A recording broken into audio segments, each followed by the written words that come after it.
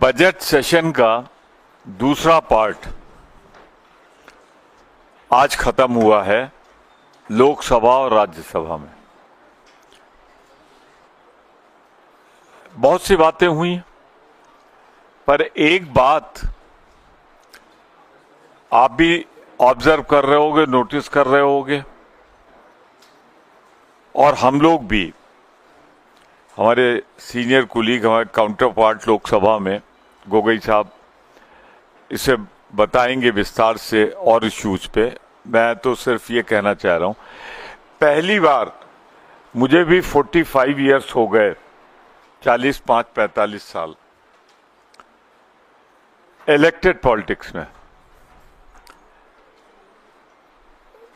Ruling party में था तो देखता था, और अपोजिशन में था तो करता था। सदन हाउस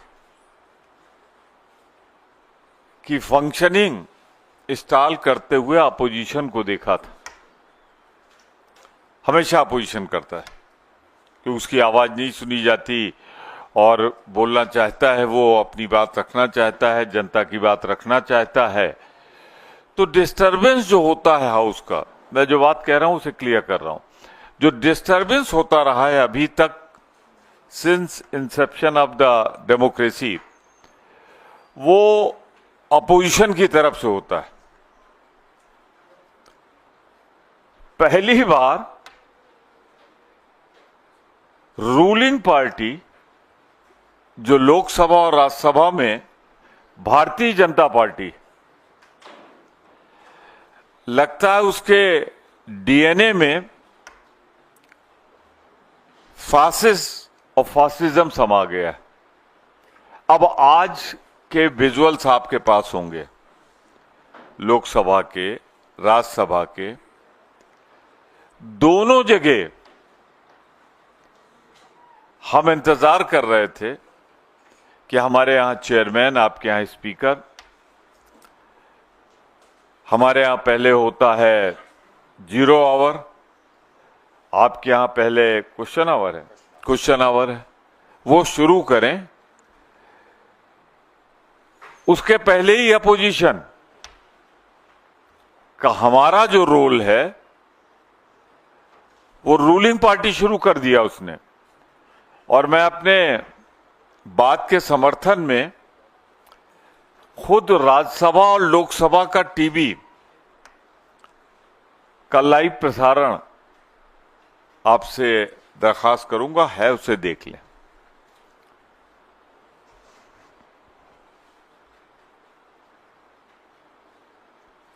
तो डेमोक्रेसी का जो एक बेसिक प्रिंसिपल है, वो भाजपा तोड़ रही। और एक दिन नहीं हुआ, आज तो हुआ ही, ये कई दिन हम लोगों ने देखा।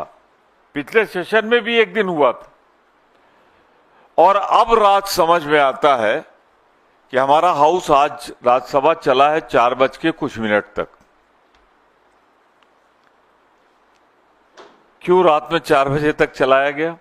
क्योंकि आज की प्लानिंग ये थी कि प्राइम मिनिस्टर है थाईलैंड में, no doubt Thailand is a beautiful place, अच्छी जगह है।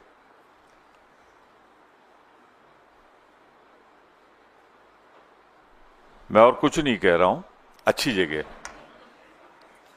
अच्छे लोग हैं। तो प्राइम मिनिस्टर तो वहां है,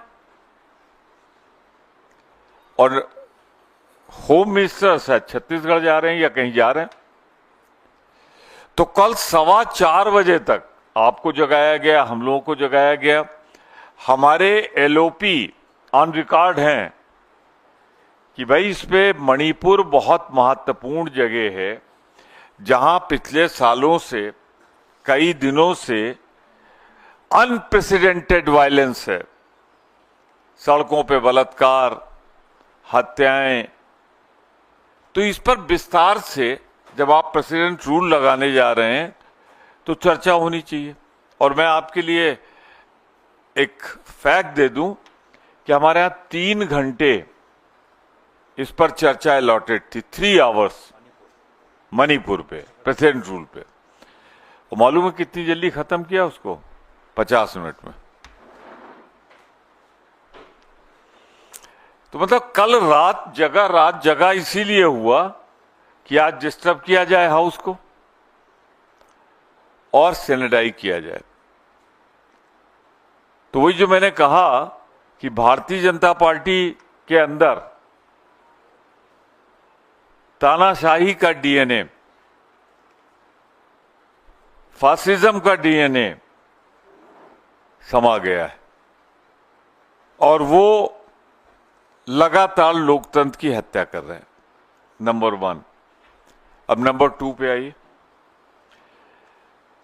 आप बताएंगे विस्तार से, मैं भी जितना मेरा अनुभव है कि जहां 2 हाउसेज होते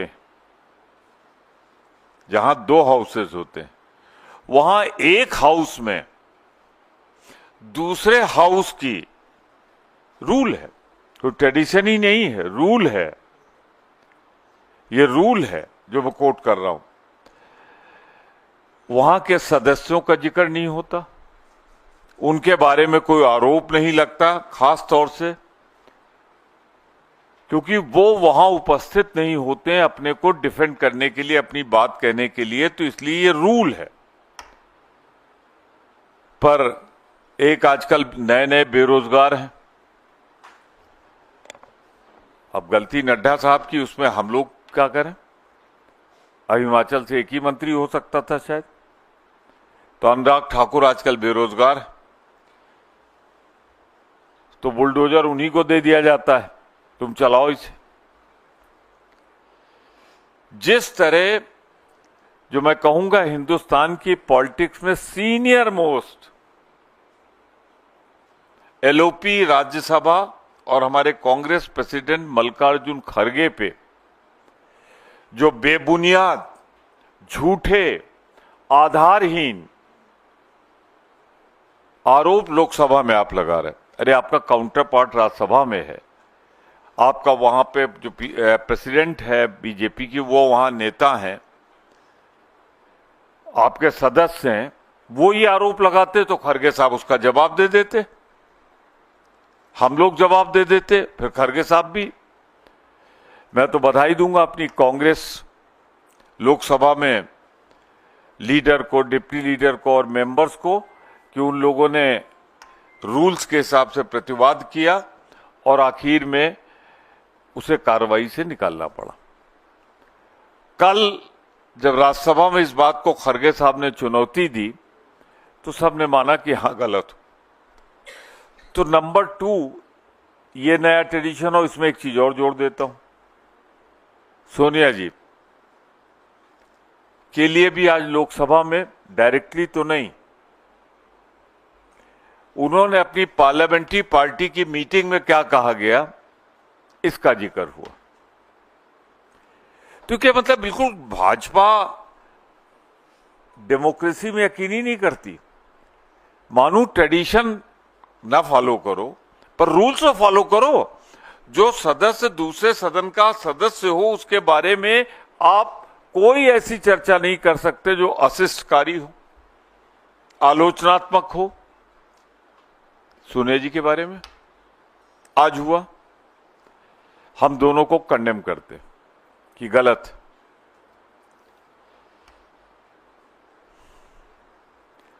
अब डिस्टरबेंस कैसे होता है ये हमने आपको बता दिया, पर ये मिस्ट्री आज क्लियर हुई कि कल रात में रत जगह क्यों हुआ। प्रेरणा मिली होगी, आजकल रामनवमी चल रही है तो उसमें और देवी दुर्गा का चलता है, नवरात्र में तो रत जगह होता है, तो भाजपा वालों ने ही रत जगह कर लिया होगा। पर न वहां शुद्ध अंतःकरण से होते हैं, न यहां हाउस में शुद्ध अंतःकरण से थे, मकसद से थे, लोकतांत्रिक से थे। अब कल मैंने राज्यसभा जो कवर करते होंगे या आपके काउंटर पार्ट होंगे उनसे पूछिएगा, मैंने रूल 37 उठाया, रेज किया पॉइंट ऑफ ऑर्डर के तौर पे। उसमें यह है कि नॉर्मली हर हाउस का टाइम होता है, शेड्यूल। आपके यहाँ 10 से 6 होगा, 11 से 6। राज्यसभा में भी 11 से 6। तो 6 बजे जब एक आध मिनट रह जाता है, एग्जैक्ट 6 बजे चेयर पे जो बैठा होता है, वो सेंस ऑफ द हाउस कहा जाता है, उसे लिया जाता है कि हम इसे बढ़ाएं, 1 घंटे बढ़ाएं, 2 घंटे बढ़ाएं, या till the topic is over. नहीं लिया गया। 8 घंटे की चर्चा थी और 1 बजे से शुरू हो गई, 9 बज गए वो भी। 11 बज के कुछ मिनट पे मैंने रूल 37 कोट किया कि ये सब गलत हो रहा है। ये हाउस जो 6 बजे के बाद चल रहा है, इसकी सैंक्शन नहीं है। आप सेंस ऑफ हाउस ले लीजिए, अभी भी मैं कह रहा हूं आप ले लीजिए। और अगर 8 घंटे जो बीएससी में हुई बात, बीएससी में जो भी डिसीजन होता है उसे हाउस में रेटिफाई कराते हैं। Unless it is ratified by the house, approved by the house, वो डिसीजन नहीं होता। तो उनका हमने बीएससी में तय किया था टिल आगे। तो बीएससी की बात यहां रखो ना। ये जो इलीगलिटी है, मैं दूसरी बात कह रहा हूं आपसे, प्लीज, ये जो इलीगलिटी है जो 37 हमने उठाया है, बिना सेंस ऑफ हाउस के जो हाउस चला है, अगर उसकी लीगलिटी चैलेंज हुई, जिसमें मणिपुर भी है, प्रेसिडेंट रूल का अप्रूवल, और वक्फ भी है, ये वक्फ चला है 2:30 बजे तक, वोटिंग हुई है, तो ये 37 का ब्रीच।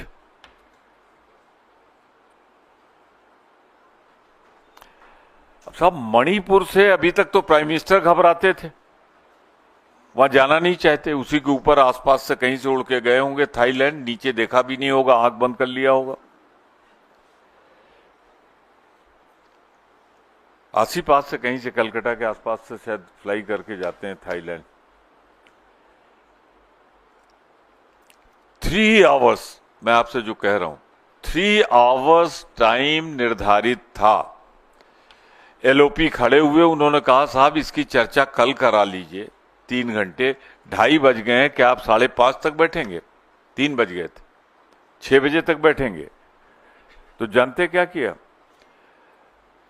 पहले से फॉर्मूला तैयार था अमित शाह जी का, और 50 मिनट में मणिपुर की चर्चा हो गई। वहां गवर्नर रूल भी अप्रूव हो गया, प्रेसिडेंट रूल भी अप्रूव हो गया, चर्चा भी खत्म हो गई। आप अंदाजा लगा लीजिए क्या चर्चा हुई हो। तो अभी तक तो मणिपुर से प्राइम मिनिस्टर ही घबराते थे, होम मिनिस्टर चर्चा से घबराते हैं, भाजपा चर्चा से घबराती है। और इसीलिए रात की काली रात पे, काले अंधेरे में काला अध्याय लिख गया कि बिना मणिपुर पे जो टाइम निर्धारित था उस चर्चा के,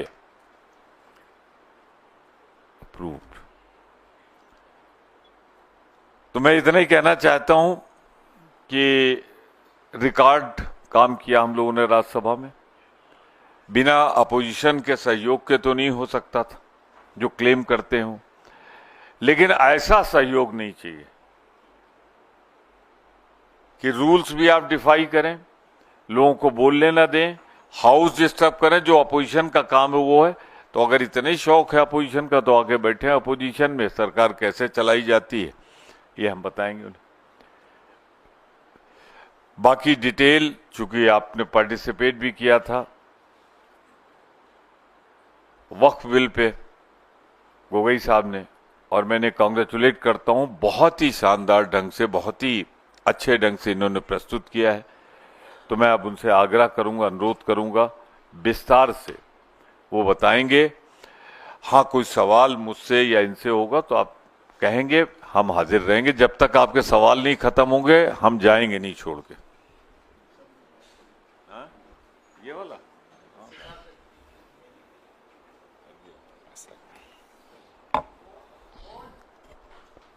धन्यवाद।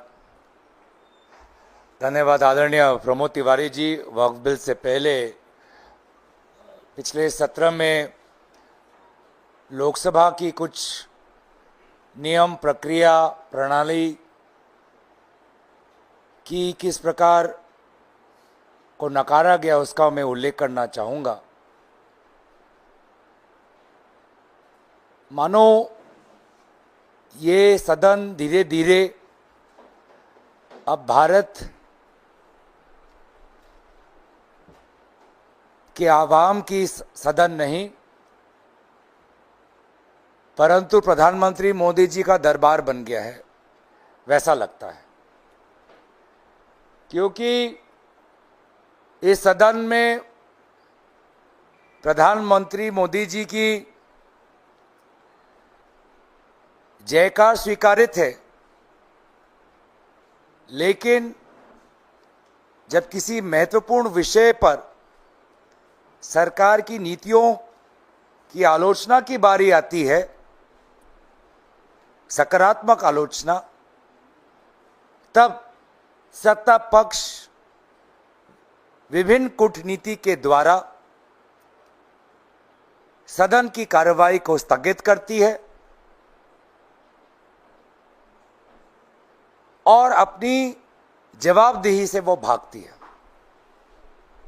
इसको लेकर सारे विपक्षी दल चिंतित थे। हमने अपनी चिंता आदरणीय अध्यक्ष महोदय को भी जताई एक पत्र के द्वारा। बाद में हम सब उनसे जाके मिले भी, लेकिन उसके पश्चात हम सदन के अंदर कोई परिवर्तन नहीं देख पा रहे। पिछले 2-3 दिन में अमेरिका की जो 27% टैरिफ्स भारत के एक्सपोर्ट पे लगी है, उसको लेकर हम एडजर्नमेंट मोशन की मांग हम कर रहे थे। एक बार भी माइक की अनुमति हमें नहीं मिली, हम अपनी बात रिकॉर्ड पे नहीं ला पाए। लेकिन आज दोबारा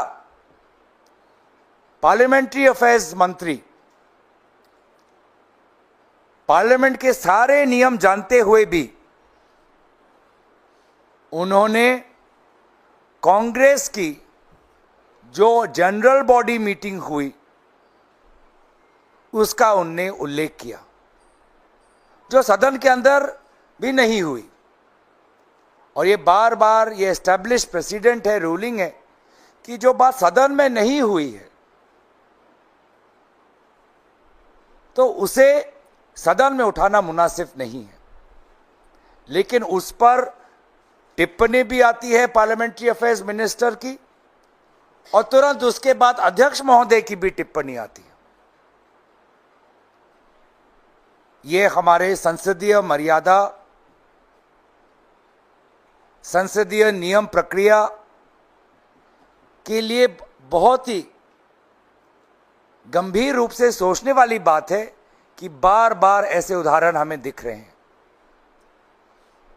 हमने लोकसभा सदन में सत्ता पक्ष के एक सदस्य को राज्यसभा के नेता प्रतिपक्ष का नाम लेते हुए उन पर गंभीर बेबुनियाद आरोप लगाते हुए हमने वो नजारा भी देखा। हमने वो नजारा भी देखा कि अध्यक्ष महोदय आए और लोकसभा के नेता प्रतिपक्ष के संदर्भ में एक टिप्पणी रखी और बिना लोकसभा नेता प्रतिपक्ष को बोलने का अवसर दिए हुए उन्होंने हाउस को स्थगित कर दिया। और आज तीसरी बार हमें ऐसा हमने उदाहरण देखा जहां पर इनडायरेक्टली ही सही कांग्रेस पार्लियामेंट्री पार्टी की चेयरपर्सन के पद पर बैठी हुई श्रीमती सोनिया गांधी जी का उल्लेख किया गया। तो क्या भाजपा के लिए सारे नियम कानून का कोई मायने नहीं? आज हम क्या जानना चाहते हैं कि 27% का जो टैरिफ लगा है उससे पूरा भारत का स्टॉक मार्केट हिल चुका है, जिस पर हमारे मध्यम वर्गों की खून पसीने की पैसे जमे हुए हैं। उनका क्या? वही स्टॉक मार्केट जिस स्टॉक मार्केट में प्रधानमंत्री मोदी जी और गृह मंत्री अमित शाह जी ने कहा था निर्वाचन से पहले निवेश करो, निवेश करो। आज पिछले 6-7 महीने में क्या हो रहा है स्टॉक मार्केट्स में? लोगों का कितना पैसा चला गया। स्टॉक मार्केट किस प्रकार से गिर रहा है, आज भी गिर रहा है। पर प्रधानमंत्री मोदी जी जैसे आदरणीय प्रमोद तिवारी जी ने कहा, थाईलैंड में है। हम बार बार मांग करते हैं लोकसभा में कि आप विदेश मंत्रालय का आप उस पर चर्चा करो, डिमांड फॉर ग्रांट्स के द्वारा। अगर सच में प्रधानमंत्री मोदी जी विश्व गुरु हैं तो विदेश मंत्रालय पे चर्चा से क्यों भागते हैं? विदेश मंत्रालय के डिमांड फॉर ग्रांट्स को लेकर लोकसभा में 2 बार चर्चा हुई है और दोनों बार जहां तक मेरी जानकारी है यूपीए सरकार के 2010 और 2011 में हुई। उसके बाद प्रधानमंत्री मोदी जी की सरकार 2014 से है, लेकिन 56 इंच के सीने वाली ये सरकार ने एक बार भी विदेश मंत्रालय को यहां पर चर्चा होने नहीं दिया। किस बात से डरते हैं? क्या उनको डॉक्टर जयशंकर पर विश्वास नहीं कि वो बात रख पाएंगे? क्या वो हमारे सवालों का उत्तर नहीं दे पाएंगे? क्या ये उनके मन में शंका है? आज अमेरिका के 27% टैरिफ्स को लेके भारत सरकार की क्या रवैया है? उसी की मांग कल राहुल जी ने की, पर सरकार की तरफ से सदन में कोई स्पष्टता नहीं। आज सोने का दाम बढ़ गया है, लेकिन प्रधानमंत्री मोदी जी के लाए हुए सॉवरेन गोल्ड बॉन्ड स्कीम आज वो भी खत्म हो चुकी हैं, तो उसमें भी लोगों को राहत नहीं मिल सकती। प्रधानमंत्री मोदी जी आज मोहम्मद यूनुस साहब से मिले, बांग्लादेश के चीफ एडवाइजर से, जिस चीफ एडवाइजर ने कुछ ही दिन पहले क्या कहा कि चीन के द्वारा भारत के उत्तर पूर्वांचल के अंदर वहां पे निवेश होना चाहिए। जो चीन जो अरुणाचल प्रदेश को नहीं मानता, जो चीन हमारे अरुणाचल प्रदेश के खिलाड़ियों के वीजा पर स्टेपल मारता है, आज उस चीन को चीफ एडवाइजर स्वागत दे रहे हैं। तो हम तो जानना चाहेंगे एक प्रधानमंत्री मोदी जी से कि क्या आपने ये बात उठाई?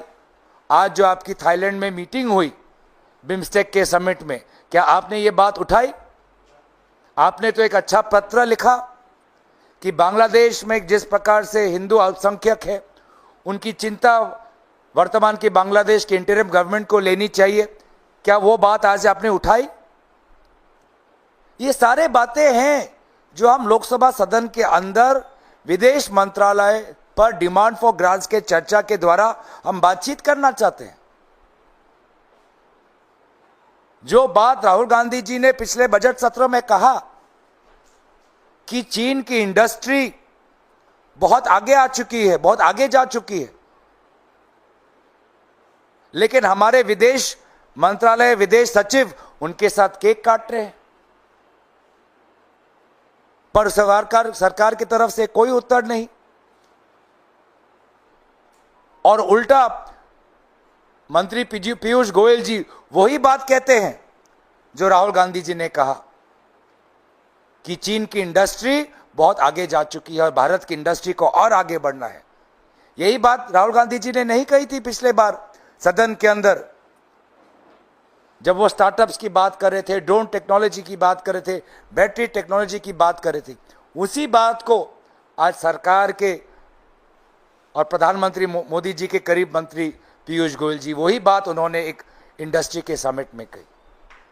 लेकिन अफसोस की बात यह है कि वो ही आखिरी वक्त था जब आदरणीय एलओपी राहुल गांधी जी एक चर्चा में भाग ले। उसके बाद किसी भी चर्चा पर भाग लेने का अवसर नहीं मिला। कितनी अफसोस की बात है। लगभग एक महीने का ये बजट सत्र में कल ही 0 आवर में कुछ चंद मिनट के लिए उनको अनुमति मिली।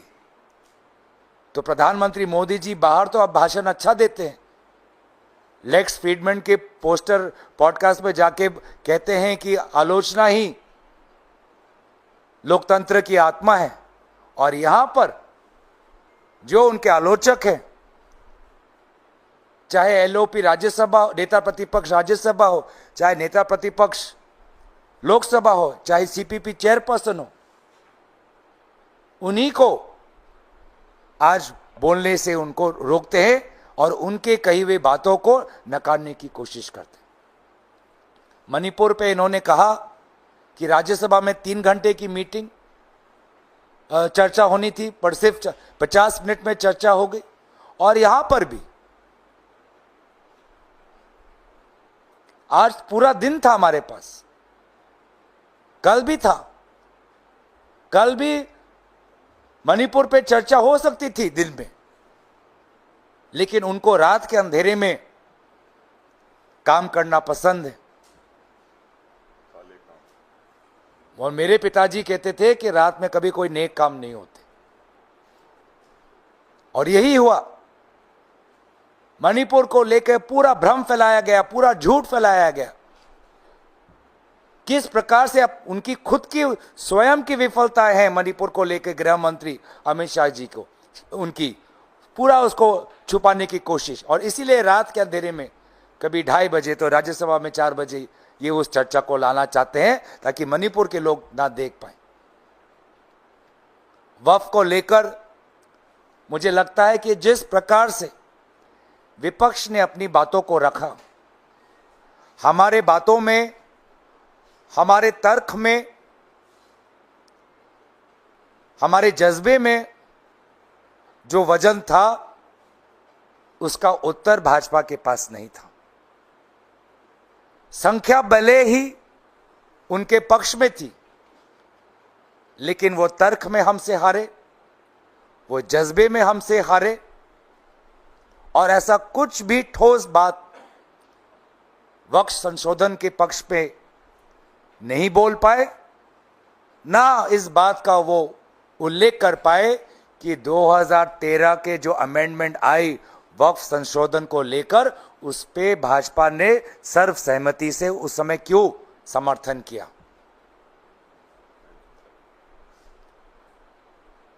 इस बात का उन्होंने कभी भी जिक्र नहीं किया कि 2013 में सर्वसम्मति से उस समय के भाजपा की स्वर्गीय नेत्री, आज वर्तमान के रक्षा मंत्री ने उस समय समर्थन क्यों किया।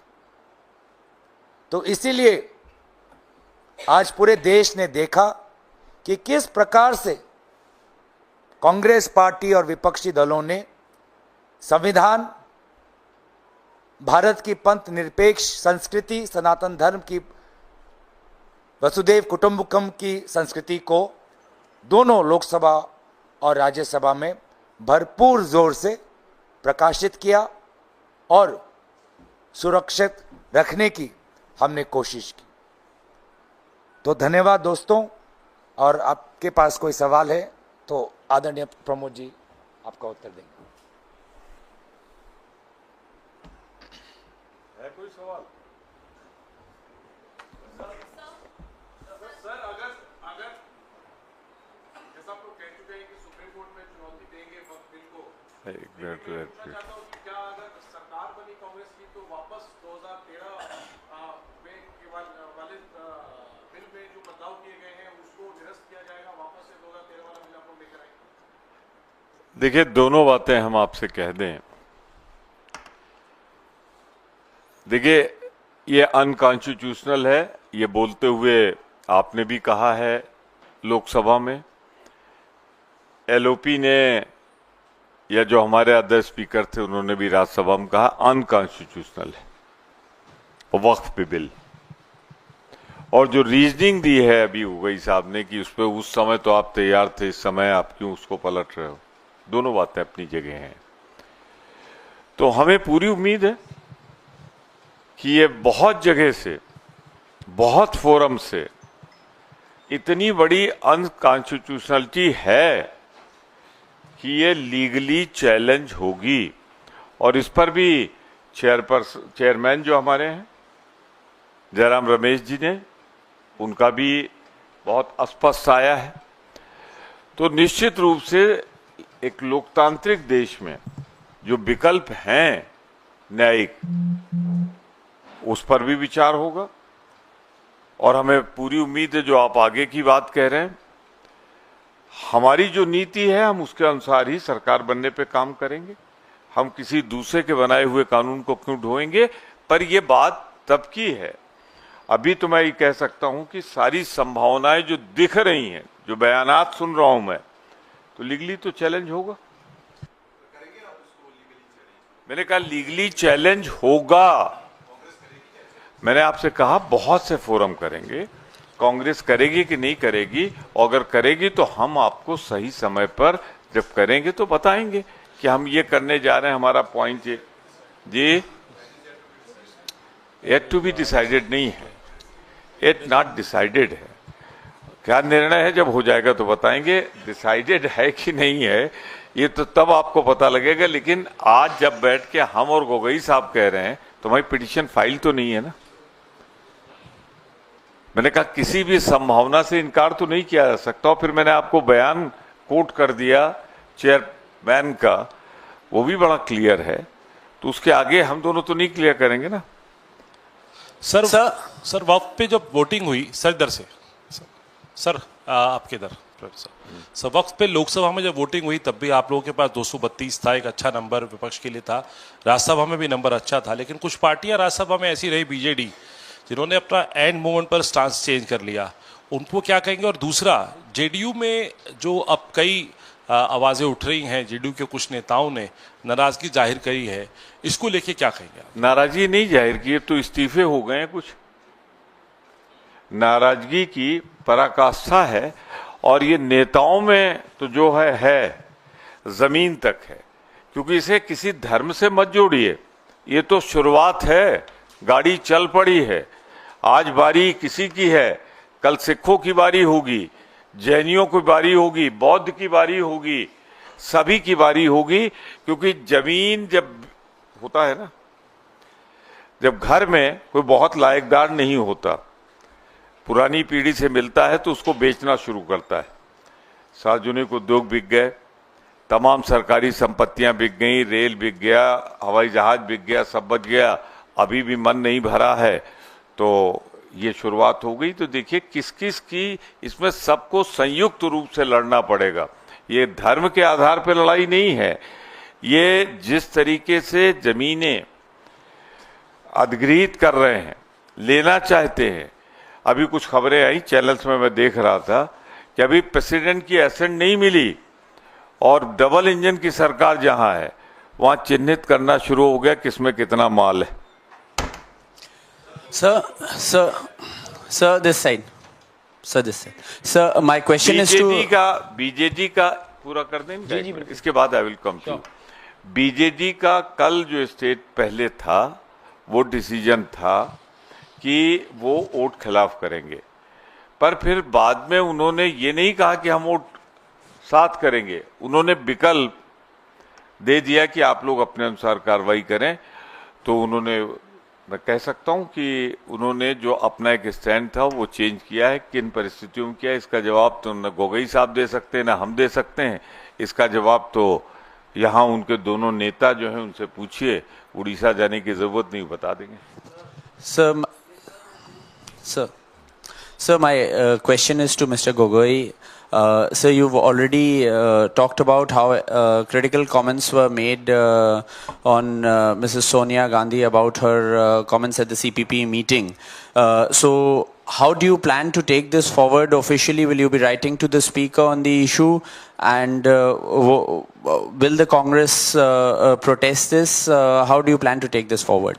I think we will discuss it with our leadership on what is the appropriate steps to take.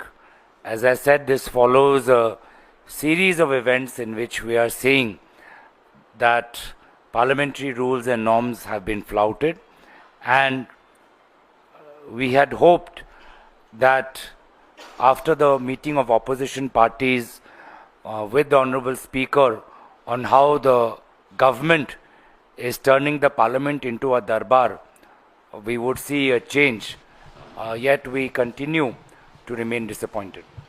Sir, जिन राज्यों में कांग्रेस की सरकार है, वक्फ संशोधन बिल सदन से पास होने के बाद कांग्रेस अपनी रूलिंग स्टेट में वक्फ बोर्ड में क्या गैर मुस्लिम को जगह देगी या नहीं देगी, चूंकि लड़ाई का मुख्य वजह यही है। मुझे लगता है कि वक्फ को लेके बहुत से रूल्स आने भी हैं, बहुत से नोटिफिकेशंस आने हैं, तो मुझे लगता है कि और जैसे कि जिस प्रकार से कहा भी है कि कहीं बहुत से जगह पर ये केसेस भी होने वाली हैं, स्टेट्स में भी केस होने वाली हैं, तो कुछ कह नहीं सकते कि क्या किस प्रक्रिया में आज से 1 महीने बाद हम होंगे। सर इसी से जुड़ा हुआ क्वेश्चन है, just have to add on.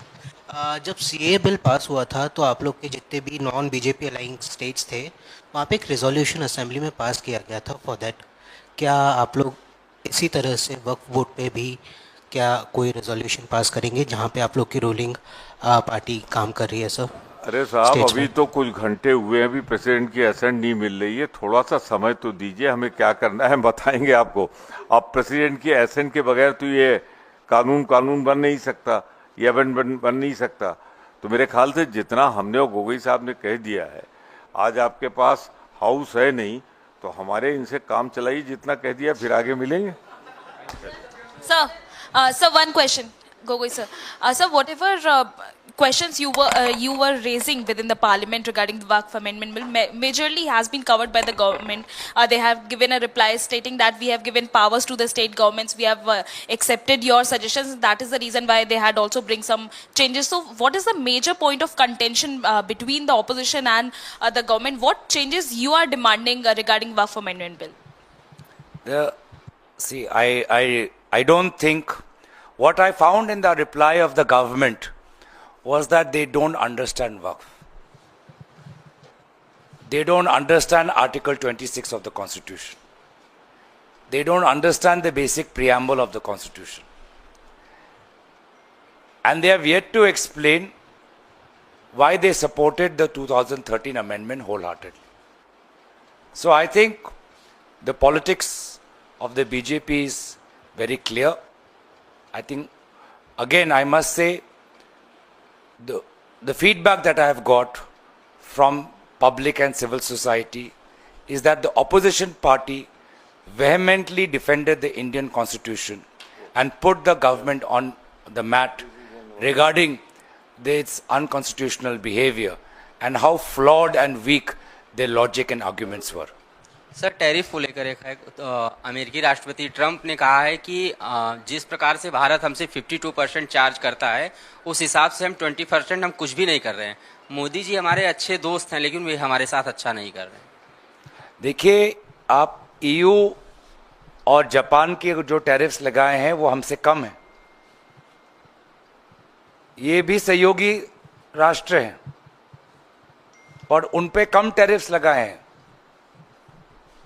हमारे पे 26-27% लगाए हैं, 26%, जिसमें आपको पता है जेवर पर कितना प्रभाव पड़ेगा, इलेक्ट्रिकल पे कितना प्रभाव पड़ेगा, इलेक्ट्रॉनिक्स पर कितना प्रभाव पड़ेगा, स्टूडेंट्स के वीज़ाज किस प्रकार से कैंसिल किए जा रहे हैं, हमारे लोगों को किस प्रकार से बेड़ियों में भेजे जा रहे हैं।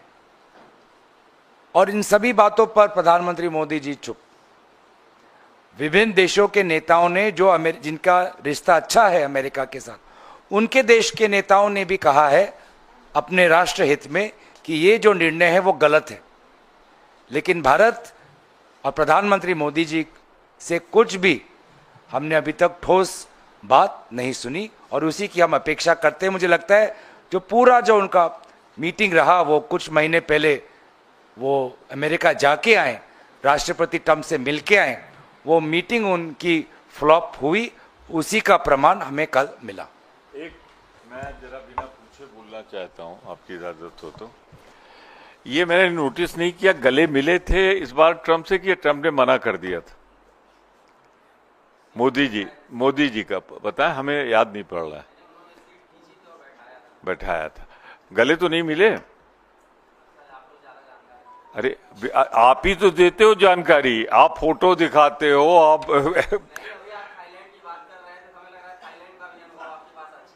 हाँ। मैं बता तो रहा हूं थाईलैंड का फीडबैक बहुत अच्छा है, और आप एक काम करिए ना, देखिए ना जरा गौर से, थाईलैंड, मोदी जी की विजिट, ठीक है ना। गले अगर मिल के आए हैं तो बहुत खतरनाक, कुछ ना कुछ दे के आए होंगे। चलिए।